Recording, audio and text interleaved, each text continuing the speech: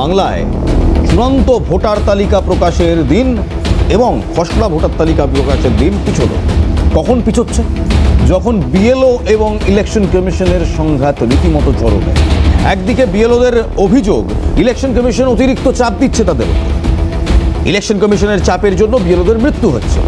সেই আবহে এই চূড়ান্ত তালিকা এবং খসড়া তালিকা পেছনে কি অন্যান্য রাজ্যে যে সমস্যা হচ্ছে তার কারণ রয়েছে? কারণ এই মুহূর্তে যদি বাংলার দিকে চোখ রাখেন, বাংলায় দেখবেন 91% কিন্তু ফর্মস ডিজিটাইজড হয়ে গিয়েছে।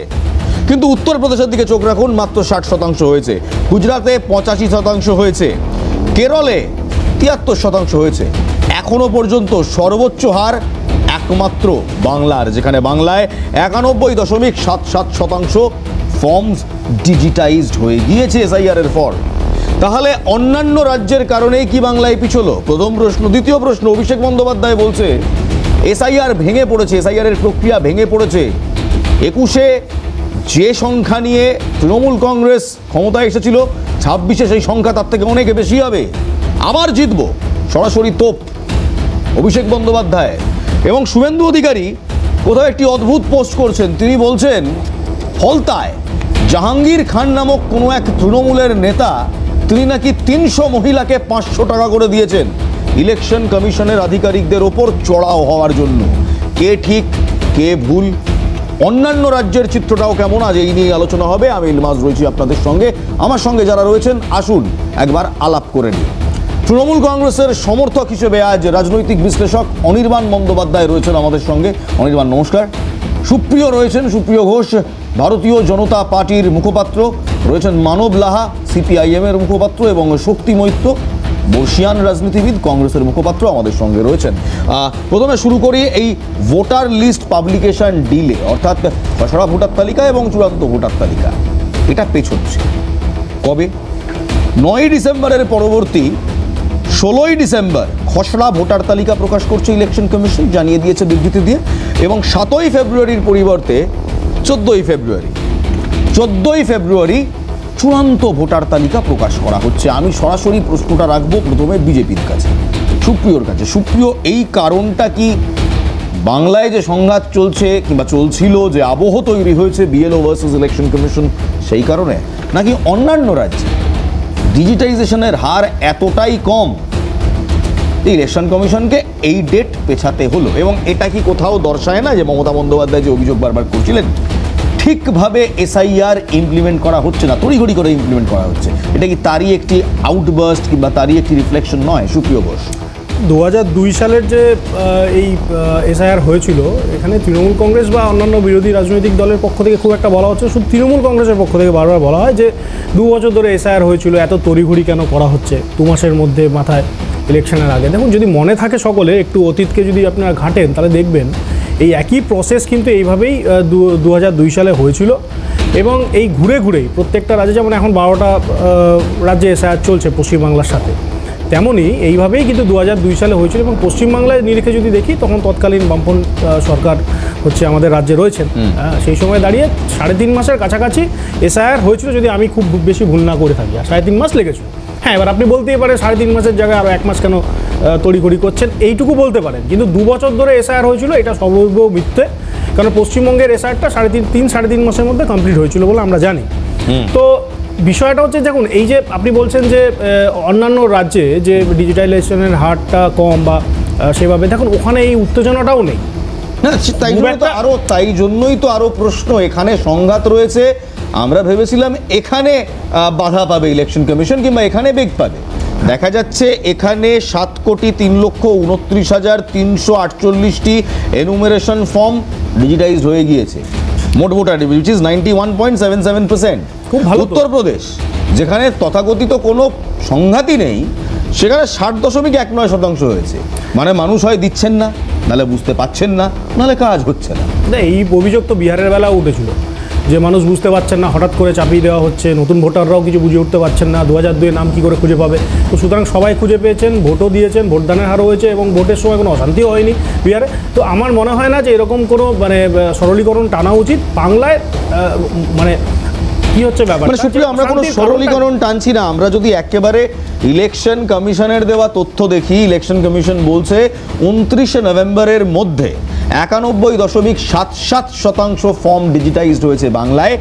গ্রাফিক্স প্লিজ, গ্রাফিক্সগুলো দেখাবো। তার সঙ্গে উত্তরপ্রদেশ মাত্র 60.91% হয়েছে।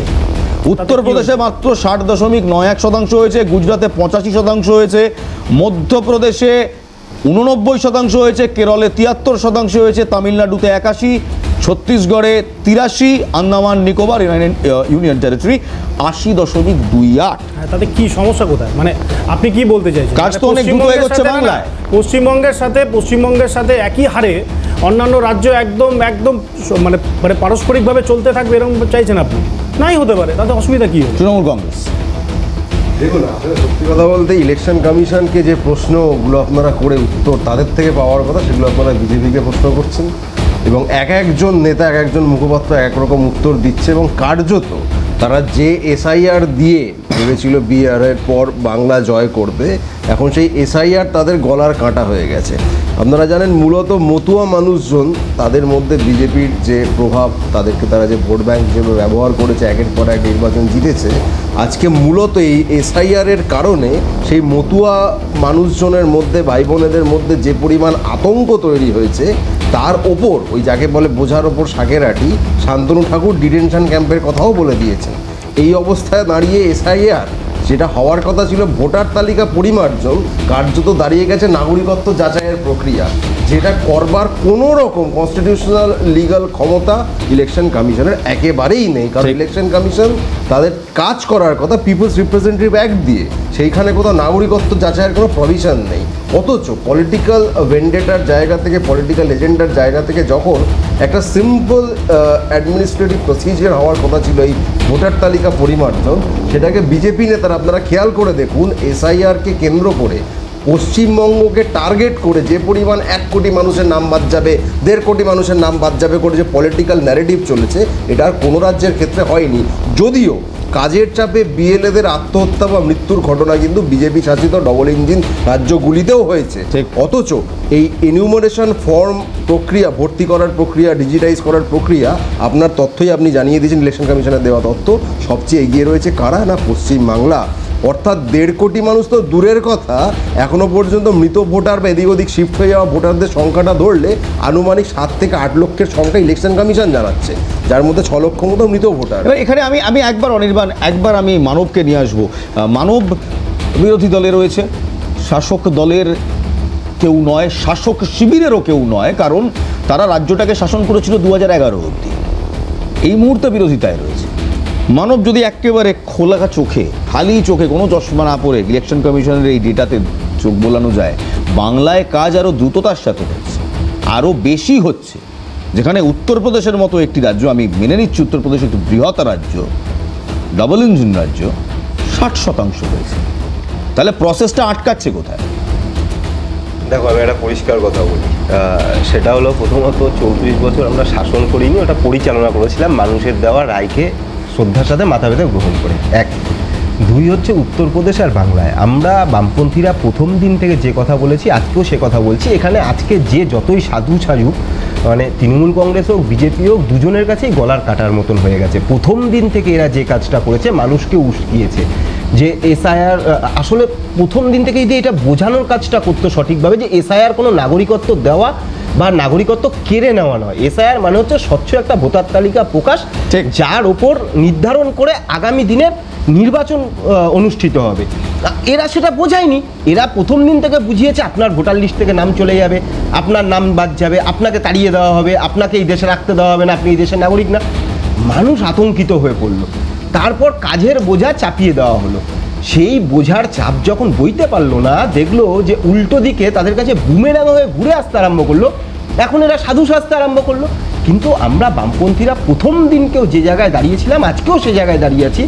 আমরা বলছি একজনের ন্যায্য এবং বৈধ ভোটারের নাম বাদ দেওয়া যাবে না।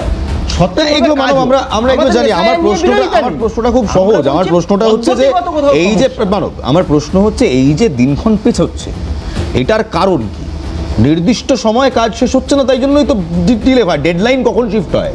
ডেডলাইন তখন শিফট হয় যখন ডেডলাইন মিট করা যায় না। তাহলে কি তৃণমূল কংগ্রেস কিংবা বাকি বিরোধী দল যে অভিযোগ করেছিল ইনক্লুডিং সিপিআইএম কংগ্রেস যে কোনো রকম পরিকল্পনা ছাড়া, প্রপার ইনফ্রাস্ট্রাকচার ছাড়া এই কাজ করা হচ্ছে, সেটাই কি ঠিক? তাহলে ঠিক কথা।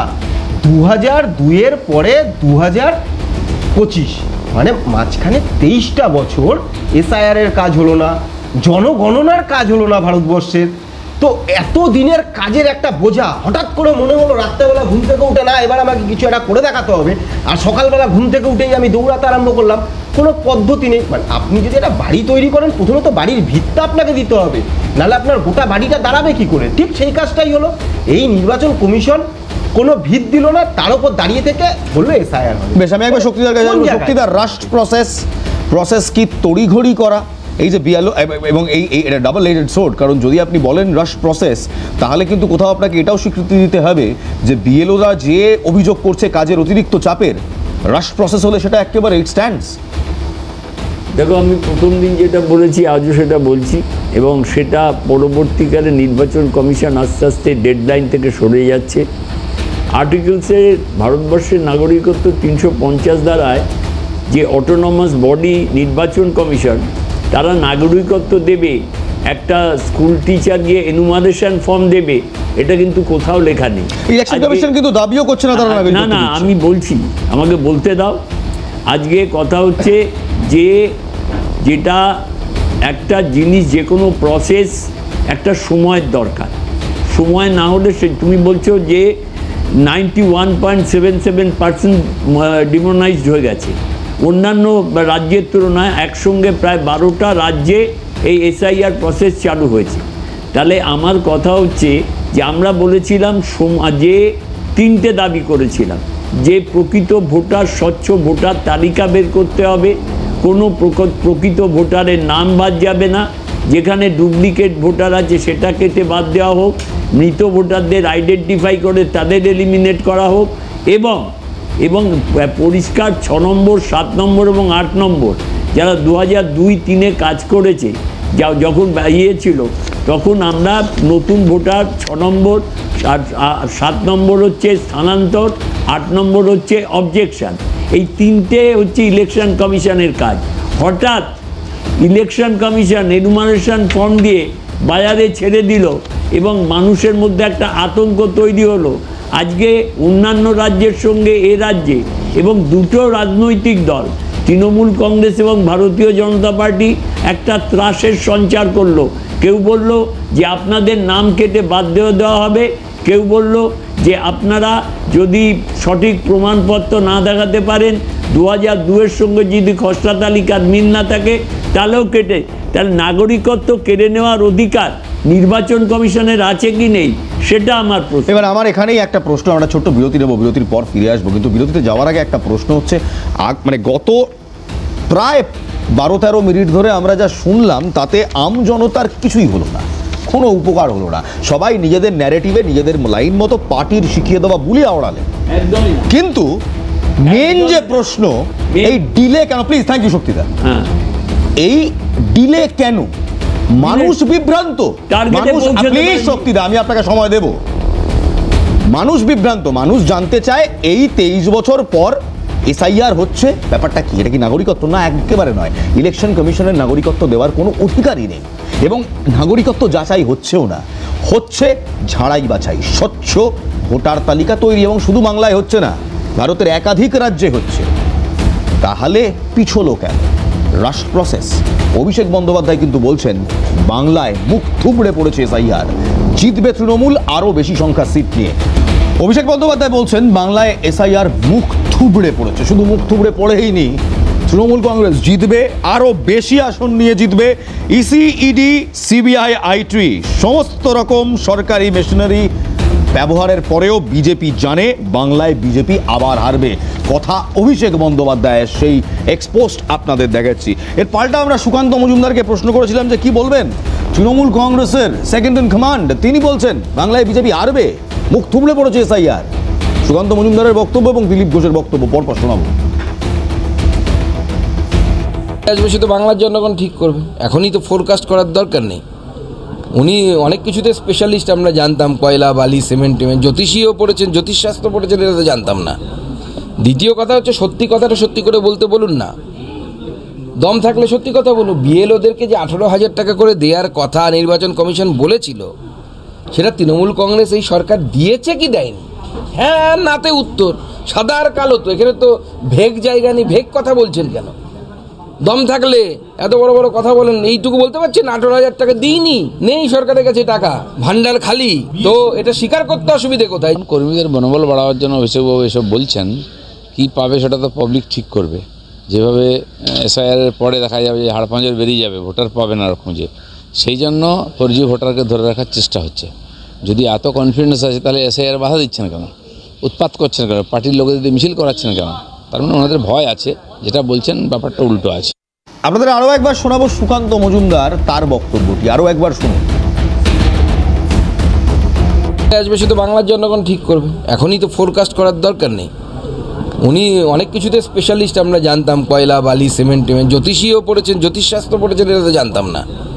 দ্বিতীয় কথা হচ্ছে সত্যি কথাটা সত্যি করে বলতে বলুন না, দম থাকলে সত্যি কথা বলুন। বিএলওদেরকে যে 18,000 টাকা করে দেওয়ার কথা নির্বাচন কমিশন বলেছিল, সেটা তৃণমূল কংগ্রেস এই সরকার দিয়েছে কি দেয়নি? হ্যাঁ নাতে উত্তর, সাদা আর কালো তো, এখানে তো ভেগ জায়গা নেই। ভেগ কথা বলছেন কেন? দম থাকলে এত বড় বড় কথা বলেন, এইটুকু বলতে পারছেন 18,000 টাকা দিইনি, নেই সরকারের কাছে টাকা, ভান্ডার খালি। তো এটা স্বীকার করতে অসুবিধে কোথায় যে আমরা ভিখারি হয়ে পশ্চিমবঙ্গকে ভিখারি বানিয়েছি? 8 লক্ষ কোটি টাকা লোন আমাদের প্রত্যেকের মাথার উপরে, বাচ্চাটার মাথার উপরে 70,000 টাকা লোন, 80,000 টাকার লোন, 10 কোটি লোকের মধ্যে যদি ভাগ করেন, আপনার মাথার উপরে আছে, কিভাবে শোধ করবেন আপনি আর আমাকেই ভাবতে হবে। মুখ্যমন্ত্রী তো করবেন না, পগার পার হয়ে যাবে। কি বলবেন অনির্বাণ? চন্দ্রবাবু হচ্ছেন সরকারের অংশ, তিনি ইলেকশন কমিশনের হয়ে যে ব্যাটিংগুলো করছেন, এই যে 18,000 টাকা বিএলওদের দেওয়া না দেওয়া নিয়ে প্রশ্ন তুলছেন, এই প্রশ্ন ইলেকশন কমিশনের তরফ থেকে তো তোলার কথা। এর উত্তর অ্যাডমিনিস্ট্রেটিভ স্তরে সরকার ইলেকশন কমিশনকে দেবেন। ইলেকশন কমিশনের হয়ে সুকান্ত মজুমদারকে ব্যাট ধরার পারমিশন ইলেকশন কমিশন কবে দিয়েছে, এটা প্রথম প্রশ্ন। দ্বিতীয় কথা, অ্যাপার্ট ফ্রম দ্যাট আমরা অ্যাকচুয়ালি জানি ইলেকশন কমিশন এখানে বিজেপির হয়েই কাজ করছেন। কাজ করতে গিয়েও এমন অবস্থা হয়েছে, এমন ল্যাজে গোবরে নাকের জলে চোখের জলে হয়েছে যে শ্রমিক ভট্টাচার্যকে এখন জ্ঞানেশ কুমারের নাম টেনে এনে তাকে বলতেছে না না জ্ঞানেশকে দিয়ে এদিক করে হচ্ছে না। কেন জানেন? পিচ বানিয়েছিল, এই যেমন ভারতের এই দক্ষিণ আফ্রিকার সঙ্গে টেস্ট ম্যাচে দেখেছেন, ঘূর্ণি পিচ বানাতে গেছিলো, 2.5 দিনে নিজেরাই বান্ডিল হয়ে গেছে। এই গৌতম গম্ভীরও বিজেপির সাংসদ ছিল, এরাও হচ্ছে সেই বিজেপির হয়েই কাজ করার লোক। নিজেদের কবর কার্যত নিজেরাই খুঁড়ছে, ভেবেছিল এই স্পিনিং পিচ বানিয়ে নিজেরা ম্যাচটা জিতে যাবে, এখন নিজেরাই অল আউট হয়ে যাচ্ছে দুদিনের মধ্যে। এই পরিস্থিতিতে দাঁড়িয়ে 18,000 টাকা 1800 টাকা বিএলও ইত্যাদির কথা বলেই পাশ কাটাতে হবে। But fact is, just recent খবর, বোথ রাজস্থান ডাবল ইঞ্জিন বিজেপির রাজ্য, উত্তরপ্রদেশ আবারও ডবল ইঞ্জিন, বিএলওরা সেখানে পর্যন্ত কাজের চাপে মারা যাচ্ছেন। যদি এখানে টাকা ভাতার কথা হয়ে থাকে, সেখানে কি তারা দিচ্ছেন না? আমি এখানে একবার সুপ্রিয়কে আনবো। সুপ্রিয়, এই কথা তো সত্যি তো 2জন বিএলওর মৃত্যু হয়েছে এবং তাদের পরিবার অভিযোগ করেছে অতিরিক্ত চাপের কারণেই, এসআইআর এর অতিরিক্ত চাপের কারণেই মৃত্যু। আমার কাছে একদম ডিটেলস আছে। ইউপির বিজনোর, উত্তরপ্রদেশের বিজনোরে শোভা রানী, 56 বছর বয়স, আঙ্গনবাড়ি কর্মী, তার পরিবার বলছে এসআইআর এর কাজের চাপেই মৃত্যু হয়েছে। এবং রাজস্থানের ঢোলপুরে এসআইআর ফর্ম আপলোড করতে করতে মৃত্যু হয়েছে অর্জুন গার্গ, 42 বছর, আমাদের থেকে কিছুই বড়, 42 বছরের একজন। তার পরিবার, তার বোন বলছে এসআইআর এর কাজের চাপেই তার মৃত্যু হয়েছে। আপলোডে সময়, মানে আপলোড করতে করতে তিনি হঠাৎ করে হৃদরোগে আক্রান্ত হয়ে মৃত্যু হয়। যদিও সরকারিভাবে এখনো কিছু বলা হয়নি, ময়নাতদন্তের জন্য করে রিপোর্ট গিয়েছে, তো মৃত্যু তো হচ্ছে, অন্যান্য রাজ্যেও হচ্ছে। হ্যাঁ, প্রথম কথা হচ্ছে, দেখো এখন কেউ যদি হৃদরোগে আক্রান্ত হয়ে মৃত্যু হয় বা কারোর ব্রেন বা হার্টের মধ্যে ঢুকে, তো ইলেকশন কমিশন বসে নেই। স্বাভাবিকভাবে এই কাজের চাপের পরিধি কতটা কে নিতে পারবে সেটা তার শারীরিক গঠনের উপর নির্ভর করে। 2002তেও বলছি, সংবিধানের কথা এখনই বলছি, 2002তেও এরকম মৃত্যুর ঘটনা ঘটেছিল। আপনার অতীতগুলো ভুলে যায়, অতীত আমরা টেনে আনি বারবার, কিন্তু বাধ্য হয়ে আনতে হয়। এরকম মৃত্যুর ঘটনা ঘটেছে, কাজ থাকলে কাজের চাপে এরকম হয়, অনেক সময় অনেক স্টুডেন্টেরও মারা যায় বিভিন্ন পরীক্ষার সময়। মানে না না, এটা আপনার মনে হতে পারে ইনহিউম্যান, আপনার মনে হতে পারে ইনহিউম্যান, আমিও এখানে এটা প্র্যাকটিক্যাল কথা, এটা প্র্যাকটিক্যাল, এটাকে প্র্যাকটিক্যাল বলা হয়, এটাকে ইনহিউম্যান বলা হয়। এটা ইনহিউম্যান। দ্বিতীয় কথা হচ্ছে যে এটা প্র্যাকটিক্যাল। আপনি যদি আমার সাথে এই প্রত্যেকটা কথাটা ঢোকেন, তাহলে আমাকে বলতে দিতে হবে, যেহেতু আপনাকে চিনেন বলেই তো আমাকে জানেন তো। একটা কাজের জায়গা থেকে, আরে কাজের জায়গাতে মৃত্যু যদি হয়, ইলেকশন কমিশন কি কাউকে বলেছে যে না তোমাদের মৃত্যুর জন্য আমরা তোমাকে এসআইআর করাচ্ছি? এসআইআর কি আগে হয়নি? সেখানে কি মৃত্যু ঘটেনি? না, ঘটেনি। ন্যাচারালি কি মানুষের ডেথ হয় না? বিএলওদের চাপে মারা যায় ন্যাচারালি কি মানুষের ডেথ হয় না? তার সাথে এটাকে এসআইআর কে জুড়ে দেওয়া। আর এটা সবচেয়ে বড় কথা, চাপে প্লিজ অনির্বাণ, সবচেয়ে বড় কথা, মুখ্যমন্ত্রী যে হুমকিগুলো দিয়েছিলেন এসআইআর হওয়ার পূর্বে, সেগুলোকে আপনারা চাপ বলে ধরছেন না। আজকে হরিশ্চন্দ্রপুর মালদায় নিবেদিতা দেবী বলে একজন বিএলও, তাকে অমানসিক চাপ দেওয়া হয়েছে হচ্ছে তৃণমূলের পক্ষ থেকে, তিনি অভিযোগ করেছেন, এবং তার স্বামীকে পিটানো হয়েছে। কেন বলছি আমি, কেন নাকি মুসলিম অধ্যুষিত অঞ্চলে মৃত ভোটারদেরকে নাম রাখতে হবে, তিনি অভিযোগ করেছেন সরাসরি, আমি বলছি না। দ্বিতীয় ব্যাপার, অভিষেক বন্দ্যোপাধ্যায়ের কথা এখানে বলছে, এই সেকেন্ড ইন কমান্ডটা তৃণমূলের না খুব ভয়ঙ্কর। এই যে টার্মটা, এই যারা সেকেন্ড ইন কমান্ড ছিলেন না, তাদের দশা যা এখন 2025 সালে, একটু বুমগুলো পাঠান আপনার এলাকায়। সেকেন্ড ইন কমান্ডের অবস্থা যা অবস্থা, প্রত্যেকটা লোকের আজকে যে দশা, আমি বিশ্বাস করি উনি একজন আমাদের বয়সী, আমাদের থেকে ছোটই হবে। কোথায় আমি সেটা বলবো না, আপনি খুঁজে নিন। সিএন এমন একটি চ্যানেল নেটওয়ার্ক, এখন বিদেশে পাঠিয়ে দেবেন আপনারা। বাংলাদেশ বর্ডারে গিয়ে খুঁজে বের করেছেন, পশ্চিমবঙ্গ থেকে পালিয়ে যাচ্ছে, আপনারা দেখিয়েছেন, বিজেপি যায়নি ওখানে। Thank you. তাহলে আবার এখানে কেন প্রশ্ন করছেন যে নাগরিকত্বের কথা বলছে? আরে কোথায় ইলেকশন কমিশন বললো যে এটা নাগরিকত্বের রুল? আমরা একবারও বলছি না, বিজেপিও বলেনি। এই প্রশ্নটা কিন্তু সুপ্রিয়র অত্যন্ত ভ্যালিড। এটা কিন্তু অত্যন্ত ভ্যালিড, কারণ ইলেকশন কমিশন কিন্তু কোথাও কোনো নথি কেউ দেখাতে পারবে না যে তারা বলছে SIR is directly equal to নাগরিকত্ব কিংবা সিটিজেনশিপ। এবার একটা উদাহরণ, এই ন্যারেটিভটা সুপ্রিয়র কোথা দিয়ে আসলো? লাভলি খাতুন কোন দলের ছিলেন? যদি এমন একটা রাজ্যে বসবাস করি যেখানে লাভলি খাতুনের মতো একজন অনুপ্রবেশকারী, তিনি পশ্চিমবঙ্গের নাগরিকত্ব পেয়ে যান, ভোটার কার্ড তৈরি হয়ে যায়, বার্থ সার্টিফিকেট তৈরি হয়ে যায়, আবার তৃণমূল কংগ্রেসের নেতৃত্বাধীন সরকারের অংশগ্রহণকারী পঞ্চায়েতের প্রধান হয়ে যায়, হাইকোর্টের নির্দেশে তাকে বাদ দিতে হয়, তাহলে তো এর সাথে এটা আমি খুব তাড়াতাড়ি অনির্বাণ এবং তারপর মানুষ। দেখুন, নাগরিকত্বের প্রশ্নটা এখান থেকে এলো, যেটা কেউ বলছেন না। এর পূর্ববর্তী যত এসআইআর আইআর যাই হয়েছে, সেখানে যে নথির তালিকা চাওয়া হতো আর 2025-এ যেটা চাওয়া হয়েছে, তার মধ্যে ডিফারেন্স হলো 2025-এ যে 11টি নথি স্পেসিফিক চাওয়া হয়েছে, সেটা হুবহু আসামের এনআরসির ক্ষেত্রে যে নথি চাওয়া হয়েছিল তার হুবহু কপি। এটা দেখে নেবেন, এক সেকেন্ড আমাকে বলে নিতে দিন, হুবহু আমাকে বলে নিতে দিন, এটা হুবহু কপি। দ্বিতীয়ত, নাগরিকত্বের প্রসঙ্গ কোনোটা ঐচ্ছিক নয়। নাগরিকত্বের প্রসঙ্গ কোথা থেকে এলো?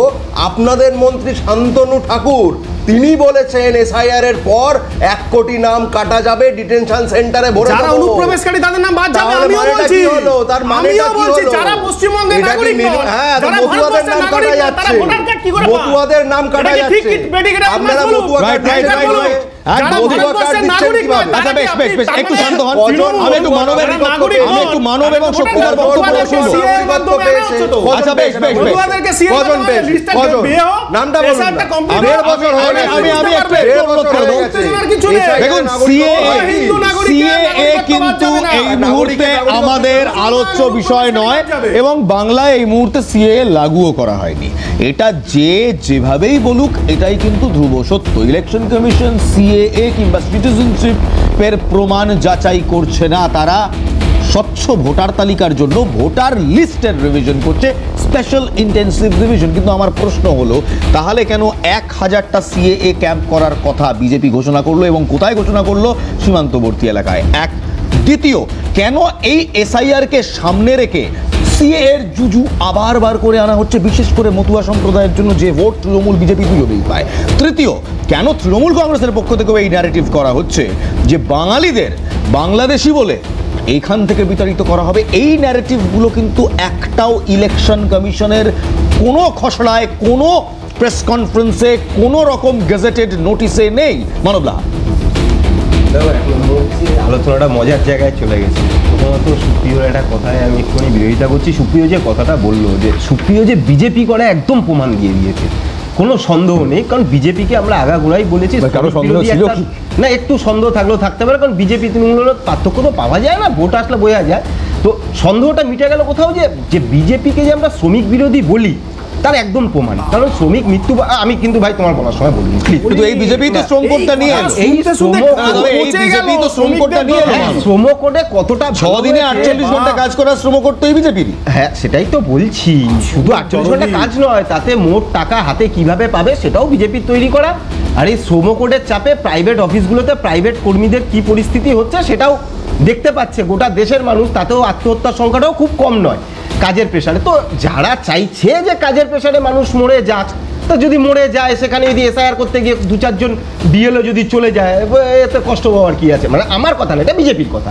2 নম্বর হচ্ছে যে এই লাভলি খাতুনের মতন লোক তো শুধু তৃণমূলে নয়, বিজেপিতেও নিশীথ প্রামাণিক, যে ভারতবর্ষের মানে ভারতবর্ষের যার প্রতিরক্ষার দায়িত্বে যে আছে একটা মন্ত্রী, তো সেই জায়গায় তার নাগরিকত্ব নিয়ে কার কথা বলছো? নিশীথ প্রামাণিকের একদম পরিষ্কারভাবে বলছি। তো যেখানে ভারতবর্ষের মানুষ নিজেরা প্রশ্নে আছে, সেখানে অন্য জায়গায় কোথায় আছে? 2 নম্বর প্রশ্ন করছি মানব, 3 নম্বর এড়িয়ে গেলে হবে না তো। নিশীথ প্রামাণিককে নিয়ে ব্রাহ্মণ কি কোর্টে গেছে? শেষ করি উত্তর তুমি তাহলে তুমি বলো, তুমি ফালতু কথা এখন 8 ঘন্টা বাকি আছে, বলতে পারবে না। আমি কিন্তু বলতে দেবো না, আমার বলার টাইম শেষ করবো, তারপর কিন্তু বলতে হবে। কারোর বলার টাইম আগে থেকে নির্ধারিত নয়। তাহলে এখানে আপনি বলছেন, আপনি বলুন, ঠিক আছে, তাহলে বলবার সময় নিশ্চয়ই বলা যায়, বলা যায়, তাহলে বলে নিয়ে আগে সেটা উত্তর দি। আগে শুনেন, আগে শুনেন, আগে শুনেন, বলতে হবে, সেটা বলুন, সেটা তো কে বলেছে?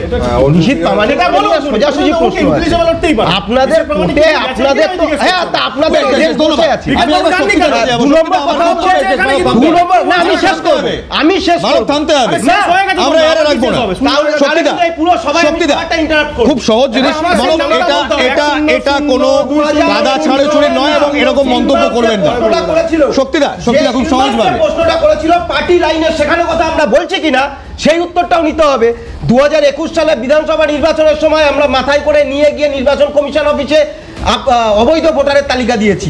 শেষ 2024-এ মৃত ভোটারের তালিকা দিয়েছি। সবথেকে বেশি অবৈধ ভোটার তো বামফ্রন্টই ঢুকিয়েছে, ওই জন্য গ্রহণ করে আজকে জেগে উঠে কাজ করছে। এবার এখানে আমার প্রশ্ন, তৃণমূল কংগ্রেস এক সময় ঝাড়াই বাছাই চেয়েছিল, মমতা বন্দ্যোপাধ্যায় নিজে চেয়েছিলেন, হিস্টোরিক্যাল এভিডেন্স আছে, পার্লামেন্টে গেলে পার্লামেন্টের মিনিটস অফ মিটিংয়ে সেটা পাওয়া যায়। বামফ্রন্ট চেয়েছিল, এই তো মানব তো নিজেই স্বীকার করলো 2021 সালে নিজেরাই তারা মাথায় করে নিয়ে গিয়ে ভোটার তালিকা স্বচ্ছতার প্রমাণ চেয়েছিল। আপনারাও চেয়েছিলেন, বিভিন্ন সময় আপনারা ফেক ভোটারের বক্তব্য তুলেছেন, ব্রাজিলের কোন মডেল তার ভোট চুরির আপনারা বক্তব্য দিয়েছেন শক্তিদা। আজকে যখন এসআইআর হচ্ছে, বিরোধিতাটা কোথায়? এসআইআর নিয়ে বিরোধিতা কিন্তু একমাত্র নেই, কিন্তু যে নথিগুলো চাওয়া হচ্ছে, আমাকে একটা কথা জানতে চাই, যেটা অঙ্গনওয়াড়ি কোনো কর্মী বিএলও হতে পারে? এটা হওয়া সম্ভব? 1, 2 হচ্ছে যে একটা জায়গায় মাল্টি স্টোরেড বিল্ডিংয়ে একটা বিএলওকে 1200-1400 ভোটার, তাদের ওখানে লিফট নেই, তারা ওঠানামা করতে পারছে না, তারা কাজের ভারে তারা সেন্সলেস হয়ে যাচ্ছে, সেটা প্র্যাকটিক্যাল না মানবিক দিক থেকে দেখব। 3 নম্বর হচ্ছে যে যতগুলো তথ্য চাওয়া হচ্ছে আসামে সিএ করবার আগে, ঠিক এই তথ্যগুলোই চাওয়া হচ্ছে, নথি যে তথ্য নথি যা চাওয়া হচ্ছে। তাহলে আমার কথা হচ্ছে আমরা এসআইআর এর বিপক্ষে নই, কিন্তু একটা কথা, এসআইআরকে চাপিয়ে দিয়ে ভারতীয় নাগরিককে, যেটা রাষ্ট্রের কর্তব্য, একটা আইন পাস করতে গেলে সেটা সংসদে পাস করাতে হয়। আজকে নির্বাচন কমিশন একটা অটোনমাস বডি, তারা এইভাবে একের পর এক নথি চাওয়া শুরু করেছে। তারা কোনো আইন পাস করেনি, কিন্তু শক্তিদা আইন পাস করেনি। আইন সংসদে পাস, এই এতগুলো চায়। আজকে আমার মনে হচ্ছে কোথাও ব্যাপারটা একটু গুলিয়ে যাচ্ছে। ইলেকশন কমিশন কোনো আইন এখনো পাস করেনি, প্লিজ আমরা বিভ্রান্ত করবো না, কোনো আইন পাস করা না, সেইটাই। কিন্তু নথির জন্য আলাদা করে আইন পাস করার দরকার নেই, এতগুলো নথি চাওয়ার অধিকারই নেই। আপনি যদি নথি না দেন, তাহলে আপনার নাম না থাকলে আপনি কিভাবে প্রমাণ করবেন যে আপনার নাম থাকা দরকার? মুখের কথায় তো হবে না। সেটা হচ্ছে 6 নম্বর, 7 নম্বর, 8 নম্বর, এই 3টে ফর্মের উপর ইলেকশন কমিশনের কাজ করা উচিত। মানে আপনি বলছেন, আমি কথার কথা বলছি, আজকে যদি আমার নাম না থাকে, আমি একটা ফর্ম ফিল আপ করলেই আমার নাম তাই ইমপ্লিমেন্ট করছে, তাই এই যে 1 মাস টাইম দেওয়া হচ্ছে সেটাতে তাই না, কিন্তু নথি তো দেখাতে হবে। 11টা হ্যাঁ, আমি তাই বলছি যে যদি আমার 25-এ নাম থাকে, আমার এই খসড়া ভোটার তালিকায় নাম না থাকে, আমার 6 নম্বর ফর্ম ফিল আপ করে নাম নথিভুক্ত। এনুমারেশন ফর্মের কোনো লিগ্যাল প্রভিশন নেই। এনুমারেশন ফর্ম কেন আসবে? এ তো সাংঘাতিক অভিযোগ। আরে এটা নিয়ে মানব একটা খুব গুরুত্বপূর্ণ প্রসঙ্গ তুলেছিল, তা হলো এনিউমারেশন ফর্মের লিগ্যাল ভ্যালিডিটি কি আছে, এবং এই 12টি নথি যেগুলো চাওয়া হচ্ছে, কেন চাওয়া হচ্ছে? তৃণমূল, সিপিএম এবং কংগ্রেস একসঙ্গে অভিযোগ করছে এই নথির সঙ্গে হুবহু মিল রয়েছে আসামে এনআরসির সময় চাওয়া নথির। মানব দেখো একটা পরিষ্কার বিষয়, এই জিনিসটা নিয়ে প্রথম থেকে আমি বারবার করে বলছি যে অবৈধ নাগরিক যদি চিহ্নিত করতে পারে সে ভারতবর্ষে থাকবে না, সরিয়ে দেবে, তাকে তাড়িয়ে দেবে, কোনো অসুবিধা নেই। কিন্তু যারা বৈধ নাগরিক হিসাবে এই দেশে আছে, যারা থাকছে, যারা এখানে তাদের কর্মসংস্থান পরিবার পরিচালনা করছে, তাদেরকে হঠাৎ করে রাত্রেবেলা তাদেরকে গিয়ে বোঝাতে শুরু করে দেওয়া হলো যে তোমাদেরকে দেশ থেকে তাড়িয়ে দেওয়া হবে, দেশে রাখা যাবে না। আমি যদি খুব ভুল না করি, প্রধানমন্ত্রীর একটা মিটিংয়ে প্রধানমন্ত্রী একটা মন্তব্য করেছে যে আমি তো ফকির আদমি আছি, চলে যাব, আমার জন্মের কাগজপত্র আমার কাছে কিছুই নেই, আমি এইভাবেই চলে যাব। প্রধানমন্ত্রীর মন্তব্য, আমার নয়। তো প্রধানমন্ত্রী যার কাছে তার জন্মের প্রমাণ নেই, কাগজপত্র নেই, তাহলে তো সবার প্রথম প্রধানমন্ত্রী সিএ এনআরসি লাগু করে তাকে তারা যেহেতু দেশের আমি ফিরবো তোমার কাছে, কিন্তু যেহেতু দেশের প্রধানমন্ত্রীর কথা হলো, দেশের প্রধানমন্ত্রীর জন্মের শংসাপত্র নেই, সেই সময় অনেকেরই জন্মের শংসাপত্র আমার বাড়ির লোকেরও ছিল না, কিন্তু কিন্তু কিন্তু মানব প্রধানমন্ত্রীর গ্র্যাজুয়েশনের মার্কশিট কিন্তু অ্যাভেলেবেল পাবলিক, সেটাও কিন্তু ওই 12টা নথির মধ্যে একটা নথি। সরি মানে জোকস অফ দ্য ডে শুনতে ভালো লাগে যে প্রধানমন্ত্রী নিজে এবার ড্রেনের হাওয়া থেকেও গ্যাস তৈরি করে ফেলে চা বিক্রি করেছে। মানে এটা সাবজেক্টটা কি পড়েছিলেন, মানে কি সাবজেক্ট পড়াশোনা করেছে আমি জানি না, আমি সেই নিয়ে যাবো না। এবং সেটাও কিন্তু একটা নথি, একটা বিচার্য নথি যেতে পারে। আরে যে নথিটা দেখেছি, একটা ছোট্ট মজার ঘটনা বলবো, আমি বেশি সময় নষ্ট করবো না। এই বনগাঁয় শান্তনু ঠাকুর মন্ত্রী হয়েছিলেন।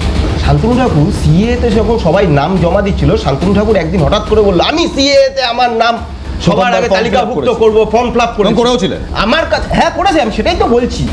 যদি সিএতে যদি শান্তনু ঠাকুর নিজের নাম দিয়ে থাকে, তার মানে শান্তনু ঠাকুর তো নিজে স্বীকার করছে যে আমি ভারতবর্ষের নাগরিক নই। তাহলে সেই শান্তনু ঠাকুর ভোটে দাঁড়িয়ে যে একজন ভারতবর্ষের নাগরিকই নয়, সে সংসদে গিয়ে মন্ত্রী হয়ে গেল কিভাবে? বিরোধিতা থাকতে পারে, কিন্তু পয়েন্টটা ভালো। সত্যি তো, আজকে যখন আমি নাগরিকত্বের ফর্ম ফিল আপ করছি, সিএ ফিল আপ করছি, বেসিক্যালি সিএ ফিল আপ করলে তোমার তুমি নিজে ডিক্লেয়ার করছো, স্বঘোষিতভাবে তুমি বলছো যে আমি ভারতের নাগরিক নয়। আমার প্রশ্ন হচ্ছে তিনি কি করে রাজ্যের মাফ করবেন কেন্দ্রের প্রতিমন্ত্রী হিসেবে, জাহাজ প্রতিমন্ত্রী, if I am not wrong, কিভাবে হন? প্রথম কথা হচ্ছে যে এই অট্টহাসি যেটা এখন এই মুহূর্তে হলো গোটা আমরা ওটাকে খুব একটা হেসার্য যখন হাসার উত্তরও পেতে হবে, তো স্বাভাবিকভাবে ভারতীয় জনতা পার্টি যখন একের পর এক রাজ্যে এই প্রধানমন্ত্রীর নেতৃত্বে বিভিন্ন সময় আমরা জিতে আসছি, এই মানুষের আশীর্বাদে স্বাভাবিকভাবে এই অট্টহাসিরগুলোর যে প্রতিবাদ, তার সেই সেখানকার মানুষ সেকেন্ড হচ্ছে সিপিআইএম নামক একটা রাজনৈতিক দল। যেতে চাই না, আমি সবাইকে বলছি প্লিজ প্লিজ প্লিজ, ভারতের প্রধানমন্ত্রী এবং সিএন সেটাকে এন্ডোর্স করে, সিএন সেটাকে এন্ডোর্স করে, এবং সেই উইনিং সেই জেতাটা, সেই জেতাটা এক মিনিট, সেই জেতাটা অট্টহাসি আসলে উত্তরটা শুনতে হবে তো, এত অধৈর্য কেন? প্লিজ প্লিজ, এত অধৈর্য কেন? সিপিআইএম নামক যে রাজনৈতিক দল, সেই রাজনৈতিক দলের প্রতিনিধি এখানে বলছেন যে নাগরিকত্ব যে বেনাগরিক তাকে এখান থেকে বার করতে হবে, তাকে দেখলে চিনবে কি করে? সিপিএম কে দেখলেই তো মনে হয় চায়না রাশিয়া সব করাকেই। মোহাম্মদ সেলিমকে দেখলেও দেশদ্রোহী মনে হয়, তার মানে কি তিনি দেশদ্রোহী? নিশ্চয়ই নয়, তার কিছু না কিছু তো আছে। এই দেখো কাটা লেগে গেল। স্বাভাবিকভাবে তাকে কিছু তথ্য দিতে হয় যে আমি পশ্চিমবঙ্গের লোক, আমি ফাঁকা ফ্ল্যাটে লেনিন বোঝাই না, আমি সত্যিকারের নাগরিক, এটা বোঝাতে হয়। এবং টিভিতে থাকা এই সমস্ত লোকজন তারা শুধুমাত্র টিভির মধ্যে দিয়ে সীমাবদ্ধ থেকে একটা ভোটেও জমানত জমাতে পারে না, তারা প্রধানমন্ত্রীকে নিয়ে অট্টহাসি করবে, এটাই বাস্তব, এর বাইরে কিছু নয়। এবং স্বাভাবিকভাবে তাকে নথি দেখাতে হবে। আমার একটা সহজ পশ্চিমবঙ্গ বা ভারতবর্ষের বাসীও তাকে নথি দেখাতে হবে, কিছু না কিছু নথি আপনার কাছে থাকতে হবে। আমি আসবো অনির্বাণ, তুমি আমরা প্যানেলের কেউ যদি আজকে বিদেশ যাত্রা করতে চাই, তা আমার প্রুফ অফ ন্যাশনালিটির জন্য আমাকে পাসপোর্ট দেখাতে হয় একদম, এবং সেই দেশে ঢুকতে পারবো কিংবা সেখানে থাকতে পারবো, যেতে পারবো, তার জন্য ভিসা দেখাতে হয়। ভোট যখন দিতে যাই তখন ভোটার আইডি কার্ডটা দেখাতে হয়, সেই ভোটার আইডি কার্ড পাওয়ার জন্য মিনিমাম বার্থ সার্টিফিকেটটা তো দিতে হয় একদম। যখন কেউ স্কুলে অ্যাডমিশন নেয়, সহজ প্রক্রিয়া বলছি, দৈনন্দিন জীবনের প্রক্রিয়া, ভোটার আইডি কার্ড দিতে হয়। ড্রাইভিং লাইসেন্সের জন্য যেতে গেলেও কিছু তো শংসাপত্র দিতে হয়, প্যান কার্ড, আধার কার্ড দিতে হয়। তো তাহলে আমি দেশের বৈধ ভোটার কি ভোটার নয় এটা প্রমাণ করার জন্য কিছু দিতে হবে না? এই 12টা লিস্টে তুমি যদি পড়ে দেখো, ওই লিস্টে 12টা কী কী নথি চেয়েছে, খুব বেসিক নথি। জন্মের শংসাপত্র রয়েছে, মেট্রিকুলেশন সার্টিফিকেট রয়েছে, গ্র্যাজুয়েশন সার্টিফিকেট রয়েছে, সেন্ট্রাল গভর্নমেন্ট কিংবা স্টেট গভর্নমেন্টের আইডি কার্ড রয়েছে, বেসিক নথি এগুলো লাগবে না, তাহলে কিভাবে বুঝবো? Residential আছে তার তুমি মধ্যে ঠিক একটা বলেছো, তুমি ঠিক বলেছো। ঠিক নরেন্দ্র মোদী যেইভাবে মানে সেই সময় যেমন নথি ছিল না, এরকম প্রচুর মানুষের নেই। 2 নম্বর হচ্ছে এই যে উত্তরবঙ্গে ধরো এত মানুষের ঘরবাড়ি ভেঙে গেল, ভেসে চলে গেছে, জিনিস নেই, থাকার খাবার নেই, বাসস্থান নেই, তাদের যে নথিগুলো চলে গেল, তার মানে কি তারা কি এখন দেশের বাইরে চলে গেছে? নিশ্চয়ই তাদের কেউ 2002 ছিল, আর সেটা ছিল তো তো, দেখানো যায়। আরে যদি বাই চান্স ধরো লিস্টে নেই, বাই চান্স এরকম প্রচুর আছে, এরকম প্রচুর আছে যাদের বাবা মায়ের নাম নেই, ঠাকুমার আছে বা কারোর আছে, আমি বলছি বা অনেকের নাম নেই, বাই চান্স কোথায় আসতে পারে? এই সুপ্রিয় বলেনি, আমি 1995 সালের ভোটার কার্ড যার কাছে আছে, আমরা খুব ভেগ আলোচনা করছি, আনফরচুনেটলি কিছু নথি তো লাগবে, কিছু নথি তো লাগবে। না এবার একটু কিছুই দেবো না। আচ্ছা একটু কিছুই নেই আমার। মানব একটু দাঁড়াও, বলে নি। দেখো এসআইআর নিয়ে আলোচনা করেছিলে, শুরু হয়েছিল, তুমি নিজেই বলেছিলে ইলেকশন কমিশন বলেছে নাগরিকত্বের যাচাইয়ের সঙ্গে এটার কোনো সম্পর্ক নেই, একেবারে। আমরা কথা বলিনি। এক্ষুনি আলোচনাটা কি নিয়ে হলো? হলো তো? এক সেকেন্ড আসছি। দ্বিতীয় কথা, নথি দেখাতে হবে বুঝলাম, স্পষ্টভাবে আমাকে বলো নাগরিকত্বের প্রমাণ হিসেবে খোদ নরেন্দ্র মোদী, আচ্ছা ছেড়ে দাও, সুপ্রিয় ওর যে গ্র্যাজুয়েশনের সার্টিফিকেট, ওটা যে অরিজিনালটা আমি জানি কারণ আমার কলেজে ছিল, ওর যে সার্টিফিকেট সেটা বাদ দিয়ে নাগরিকত্বের প্রশ্নে ওর কাছে এমন কোন ডকুমেন্ট আছে যেটা নাগরিকত্বের 100% প্রমাণ? পাসপোর্ট। ওকে, তার মানে বলছো পাসপোর্ট যাদের কাছে নেই তারা কেউ নাগরিক নয়, না, right? এরকম তো না, নয়, এরকম নয়, কিন্তু নয় তো? Okay, is a valid document. ভাই সুপ্রিয় আমাকে বলতে দাও পাসপোর্টগুলো বা যেগুলো ইস্যু হয়েছে সেই পাসপোর্ট নেওয়ার জন্য তোমায় কি কি নথি দিতে হয়? হলো তো, এর মধ্যে কোনটা আমাকে তুমি বলো সরকারকে জানাতে হবে? মাধ্যমিকের কোনটা? admit card? ভাই শেষ করতে দে, মাধ্যমিকের admit আর শেষ করতে দাও। সরকারকে জানাতে বলো নাগরিকত্বের প্রশ্নে কোনটা 100% অ্যাকসেপ্টেবল ডকুমেন্ট। সেই ডকুমেন্ট তো তৈরি হয়নি, এখানে এনআরসি হচ্ছে না তো, হয়ে গেল, এখানে NRC হচ্ছে না হয়ে তো। গেল, এনআরসির প্রসঙ্গ NRC চলে তো এলো কোনো তো, প্রসঙ্গ হয়নি, এটাই হয়নি, বলছিলাম, হয়নি, আমাদের সবাইকে মনে এটাই রাখতে হবে এতক্ষণ বলছিলাম, যে আমাদের এসআইআর NRC মানে আসলে এখানে তো NRC NRC হয়নি, চলে এসছে NRC-তে। জুডিশিয়ারি, এক্সিকিউটিভ, চলে এসছে সিভিক, NRC প্রসঙ্গ সবকিছু আসবে দেখতে কেন? হবে। তোমরা চলে নিয়ে এসছে আসো NRC-তে। ভারতে আমি এটাই বলতে এক চাইছিলাম। মিনিট আমি এটাই দেখাতে প্লিজ চাইছিলাম। Gentleman Thank you, please, Subrata. এখানে জেন্টলম্যান প্লিজ, নাগরিকত্বের প্রশ্ন কারা ভোট দিতে পারে? একটা বেসিক প্রশ্নে আসি, কারা ভোট দিতে পারে? সংবিধান কি বলছে? আমি সবাইকে প্রশ্ন করছি। আচ্ছা ভারতের নাগরিক তারাই ভোট দিতে পারে, ঠিক? 100 ঠিক? 100 তার মানে বৈধ ভোটার তারাই যারা ভারতীয় নাগরিক। এটা নিয়ে তো কোনো দ্বিচারিতা থাকতে পারে না। ভারতের নাগরিক ভারতের প্রক্রিয়ায় ভোট দেবে। ভারত কেন, যে কোনো দেশে এটাই রুল, এটাই নিয়ম। তাই নিজের ভোটার তালিকা প্রমাণ করা মানে কোথাও বকলমে নিজের নাগরিকত্ব প্রমাণ করা, সেটা মানুন না মানুন, বলুন না বলুন, লিখুন না লিখুন, এটা রয়ে যায়, শুধু স্পেলড আউট নয়, অর্থাৎ সাদা কালোতে লেখা হয়। দেখুন, ভারতের নির্বাচনী প্রক্রিয়ায় একমাত্র তারাই ভোট দিতে পারে যারা ভারতের নাগরিক। শুধু ভারত নয়, যে কোনো দেশে এটাই স্ট্যান্ডার্ড রুল। তাই ভোটার, আমি আসবো সত্যি, যখন দরকার পড়বে আমি নিশ্চয়ই আসবো। তাই ইলেকশন কমিশন যদি আজকে ভোটার লিস্ট তৈরি করে, খুব স্বাভাবিক সেখানে সেই লিস্টে ভারতের বৈধ নাগরিকরাই থাকবে। আমি একবার একটা ছোট্ট পোস্ট দেখাবো, এক্স পোস্ট, যেটা শুভেন্দু অধিকারী আজকে করেছেন দক্ষিণ 24 পরগনার ফলতা। সেখানে ইলেকশন কমিশনের টিমের ওপর হামলার সম্ভাবনা এমন অভিযোগ করছেন শুভেন্দু অধিকারী। বলছেন তৃণমূল নেতা জাহাঙ্গীর খান প্রায় 300 মহিলাকে জড়ো করেছেন, প্রত্যেককে 500 টাকা করে দেওয়া হয়েছে। স্থানীয় সূত্রে তিনি খবর পেয়েছেন, বলছেন বিরোধী দল নেতা। জাহাঙ্গীর খানের সঙ্গেও আমরা কথা বলেছি, শুভেন্দু অধিকারীর সঙ্গেও কথা বলেছি, এবং ইলেকশন কমিশনের একজন বিশেষ অবজারভার, স্পেশাল অবজারভার সুব্রত গুপ্ত, তার সঙ্গেও কথা বলেছি। প্রথমে শোনাবো আপনাদের শুভেন্দু অধিকারীর অভিযোগ, দেখুন। 2 মাস চলবে, 1 কোটি নাম বাদ যাবে, লিখে রাখুন, ধারে আগে পরে হতে পারে, কিছু করার নেই।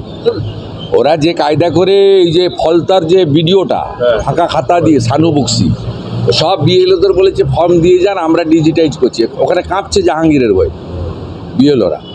একই কাজ সর্বত্র করেছে, গোটা পশ্চিমবঙ্গে করেছে। এবং আপনাদের বলি, রাখতে পারবে না। আধারের ডেথ লিস্ট আছে, আমরা ডেথ বানিয়ে দিয়েছি একদম ধরে ধরে, নাম তো সব কাটবে। তারপরে তো 6 নম্বর 7 নম্বর 8 নম্বর ফর্ম রয়েছে, আমরা বসে আছি নাকি? ভারতীয় জনতা পার্টি এই প্রথম 51,083 জন BLA2 দিয়েছে। মুসলিম বুথে আমাদের লোক নেই, এটা কখনো কোনো বিরোধী দল দিতে পারে। অতএব ওয়ান সাইডেড হচ্ছে না, don't get worried. Subrata Gupta সাহেব আজকের আমাদের ভিডিও এসে এসআইআর নিয়ে ইনকোয়ারি করতে এসেছিলেন, যে সর্ব পার্টির লোকেদের সঙ্গে কথা বলেছেন। এসআইআর নিয়ে সরকার, বিজেপির জুমলা পার্টি সরকার এভাবে আজকের ফলতায় বিড অফিসে এসে ইনকোয়ারি করছেন, এসআইআরকে নিয়ে আজকের কত মানুষ ভয়ে ভীতি হয়ে কত মানুষ সুসাইড করে মারা যাচ্ছে করছে। প্রত্যেকটা কাজ হচ্ছে বাংলা বিরোধী করেছিল, সিএ করেছিল, নোট কেলেঙ্কারি করেছিল, আজকে এসআইআর করছে। যে আজকের বছরে 365 দিন বিজেপিকে আমরা দেখিনি, আর বকেয়া টাকা যারা কাজ করেছিল তারাও কিন্তু আজকের টাকা পায়নি। আমাদের অভিষেক ব্যানার্জি মহাশয় উনি দিল্লি দরবারে ধর্ণা করেছিলেন সেই টাকা আদায় করার জন্য। এলাকার উন্নয়নের জন্য সর্বদাই অভিষেক ব্যানার্জি মহাশয় থাকেন, মমতা ব্যানার্জি মহাশয় থাকেন। কেন্দ্রের কোনো সরকার আজকের বা ফলতার জন্য কোনো কাজ করেনি, কোনো উন্নয়ন করেনি। এসআইআর নিয়েই আলোচনা হলো, কিভাবে এসআইআর হচ্ছে, কারোর কোনো সমস্যা আছে কিনা, কারোর কোনো পলিটিক্যাল পার্টির রিপ্রেজেন্টেটিভ যারা ছিলেন, প্রতিনিধি ছিলেন, সাথেও কথা হয়েছে, থেকেও তাদের ওপিনিয়ন জানা হয়েছে যে কোনো অসুবিধে কারোর হচ্ছে কিনা। কোনো অসুবিধার কথা কেউ বলেননি, বলছেন যে কাজটা সুষ্ঠুভাবেই হচ্ছে। এরকমভাবে তো বেনিয়ম হবে না, ওটা তো পাবলিশড হোক আগে, পাবলিশ হওয়ার পরে আমরা তার উপর যে সমস্ত পরীক্ষা নিরীক্ষাগুলো করা সেগুলো পরীক্ষা। কি অদ্ভুত কাণ্ড ভাবুন, এখনও চূড়ান্ত বাদ দিন খসড়া তালিকাও প্রকাশ হয়নি, শুভেন্দু অধিকারী বলছেন 2 কোটি নাম বাদ যাবে, 1 কোটি থেকে 2 কোটি নাম বাদ যাবে। আবার তিনি অভিযোগ করছেন 300 মহিলাকে 500 টাকা দিয়েছে জাহাঙ্গীর খান। জাহাঙ্গীর খান প্রশ্ন করাতে জাহাঙ্গীর খান বললেন দিল্লিতে গিয়ে ধর্ণা দিয়েছেন অভিষেক বন্দ্যোপাধ্যায়, টাকা পায়নি। মানে একটার সাথে আরেকটার কোনো লিঙ্ক নেই। একমাত্র কথাটা বললেন সুব্রত গুপ্ত, যিনি স্পেশাল অবজারভার, তিনি বলছেন শুনুন এখনও পর্যন্ত কোনো খসড়াই পাবলিশ হয়নি, কেউ বলতে পারে না কি হবে। আমরা এসছি মানুষকে বোঝাবার জন্য এনুমারেশন ফর্ম কীভাবে ফিল আপ হবে।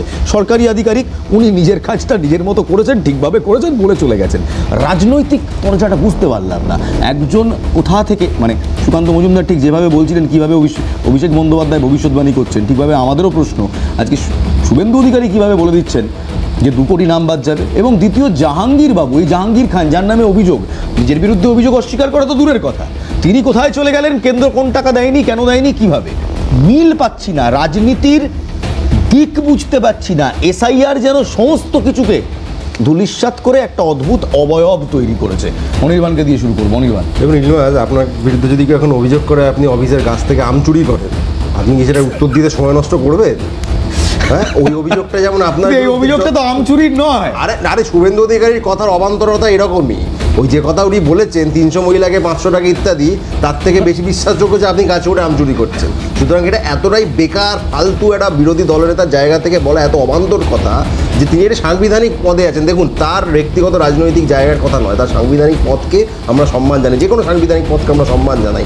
সেই জায়গায় দাঁড়িয়ে ন্যূনতম দায়িত্ববোধ যদি তার থাকতো, তিনি এইটুকু আমাদের জানাতেন যে 1 কোটি বা 1.5 কোটি বা 2 কোটি, যে সংখ্যাটাই তিনি বলুন যে যাবে, এই তথ্য সূত্রটা কি। হ্যাঁ, এটা আমার সুপ্রিয় কাছে প্রশ্ন। সুপ্রিয় আগে থেকেই যেন হাত গুনে বলে দিচ্ছেন 2 কোটি নাম বাদ যাবে, তাহলে কি অলরেডি কোনো খসড়া তৈরি হয়ে রয়েছে যেটা শুভেন্দুবাবু জানেন, আপনি আমি জানি না, বা বিজেপির বাকি নেতারাও জানেন না? না, গণৎকার হিসাবে যে কথা আপনি বললেন, যেটা ওই আমি বলি সুকান্তবাবু কোট করে আপনি বললেন, প্রশ্নটা করলেন, তো শুভেন্দু অধিকারী তো একটা বিপুল সময় ওই দলে কাটিয়েছেন, তো স্বাভাবিকভাবেই এদের চুরি ডাকাতি সম্বন্ধে উনি ওয়াকিবহল। এবং আমার মনে হয় যে একটি কেন্দ্রে ডায়মন্ড হারবার, এই জাহাঙ্গীর বাটপার যাকে দেখালেন এখানে, খান, খান, তো ইনি এই ভদ্রলোক, ইনি ওনার এলাকাতে আমাদের কাছে যা ইনফরমেশন, বা সকলের কাছে ইনফরমেশন আছে, এখানে সবাই একমত হবো হয়তো, যে 2021 সালে ডায়মন্ড হারবার কেন্দ্রের যা ভোটার তালিকা ছিল তার থেকে 3.5 লক্ষের কাছাকাছি অনওয়ার্ডস হঠাৎ করে 3 বছরে বেড়ে গেল ভোটার। তো এই অনুপাতে একটু বলে নিই, ওই জন্যই তো এসআর হচ্ছে, এই বকাবকি হয়েছে, ভোটটা হলো কেন ভুল হয়েছে, তো সেগুলোকে ঠিক করছে। 24 ভোটটা ভুল হয়েছে, 2011 তো ভুল হয়েছে, 2002 এর পর হয়নি, তো সেজন্যই তো ভুল হয়েছে। 24 ভোট ভুল হয়েছে, হয়নি না মমতা, মানে নরেন্দ্র মোদি ভুল, মমতা বন্দ্যোপাধ্যায় তো মুখ্যমন্ত্রী হন না, নির্বাচন ভুল, কিন্তু বলে 2002 তেই তো এসআর লাস্ট হয়েছে, নির্বাচন যদি ভুল হয় মুখ্যমন্ত্রী হন না, 14টা ভুল, ভালো কথা, ওকে 14টা সত্যি আমার আমি জানি না, প্লিজ আমাকে উত্তর দিতে দাও। তো যেটা আমি বলছিলাম যে কি বিড়ম্বনা আজকে প্রধানমন্ত্রী হয়েছে, বিড়ম্বনা আজকে পশ্চিমবঙ্গে জাহাঙ্গীর খান, মানে এই আতিক আহমেদরা কেন তৈরি হয় জানেন তো, এরকম কিছু আতিক আহমেদ প্রচুর পশ্চিমবঙ্গে রয়েছে। আচ্ছা, খুব হাত তুলেছে মানুষ, খুব সংক্ষেপে দেখো, আমি খুব বিস্তারিত কিছু বলবো না। মজার জায়গাটা এই জায়গাটা তৈরি হয়েছিল 2007 সালে, এই যে 500 টাকা করে দিয়ে লোক জমানো, এটা নন্দীগ্রামে ওই ঘটনা দেখেছিল, আজকে বিজেপিতে আছে, তাই এরা জানতে পারে যে কোথা দিয়ে কি জমায়। আর 2 নম্বর প্রশ্ন হচ্ছে যে কেন্দ্রের বিএসএফ বর্ডারের মানে কেন্দ্রীয় বাহিনী আর রাজ্য পুলিশ 1 বছরের মধ্যে 3.5 লাখ লোক বেড়ে যাচ্ছিল, দুজনেই কি ঘুমাচ্ছিল নাকি নাকে তেল দিয়ে? সত্যি আজকে আমার কাছে আর কোনো সময় নেই, সত্যিটা খুব সংক্ষেপে একেবারে শেষ করবো, খুব সংক্ষেপে। আবার বলি, পরীক্ষার জন্য সময় দেওয়া হচ্ছে 3 ঘন্টা, হঠাৎ রাতারাতি এক্সামিনার এসে বললেন 1 ঘন্টা বাড়িয়ে দেওয়া হলো। যদি এর পেছনে কোনো কারণ নাই থাকতো তাহলে খসড়া তালিকা 9 থেকে 14-তে নিয়ে যাওয়া হতো। বেশ, খুব সুন্দরভাবে বললেন শক্তিদা যে পরীক্ষার সঙ্গে যে সময় দেওয়া হয়েছে হঠাৎ করে তা বাড়িয়ে দেওয়া হলো। এখান থেকেই হয়তো বোঝা যায় যে কোথাও কিছু গলদ রয়েছে। বক্তব্য আমাদের নয়, বক্তব্য রাজনৈতিক বক্তাদের। আজকে এখানেই শেষ করছি, কিন্তু যাওয়ার আগে ওই একটা কথা বলে যাওয়া, ভোট বড় বালাই জানেন তো। 2023 সালে আমরাই এই বাংলায় দেখেছিলাম উসেন বোল্ট হাতে ভোটারের মানে ব্যালট বাক্স নিয়ে দৌড় দিচ্ছে। আসলে উসলমেন্ট আসেনি, কেউ একজন একেবারে দৌড় দিয়েছিল ব্যালট বাক্স নিয়ে, উল্টে পড়ে আছে ব্যালট বাক্স, জনমত নর্দমায়। আবার এমনও ছবি দেখেছিলাম যেখানে ব্যালট পেপার নিয়ে কেউ একজন মুখে পড়ে চেবাতে শুরু করলেন। ভোট বড় বেলায়, বিশেষ করে এই বাংলায়। এখানেই শেষ করছি, ভালো থাকবেন, ভালো রাখবেন, জয় হিন্দ।